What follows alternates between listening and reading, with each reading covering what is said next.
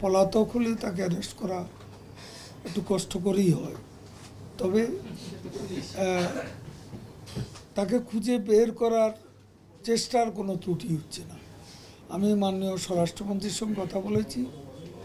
স্বরাষ্ট্র মন্ত্রণালয় এ ব্যাপারে দে আর ভেরি সিরিয়াস।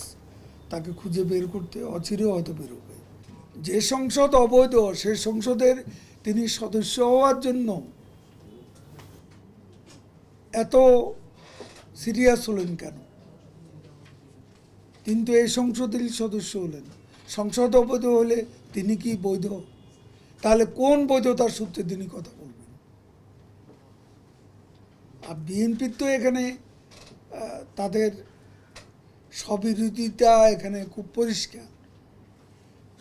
পার্টির সেক্রেটারি জেনারেল নির্বাচিত হয়েও শপথ নিলেন না,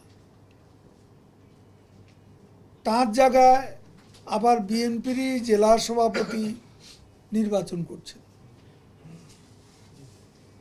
তো এই ধরনের স্ববিরোধিতা যাদের,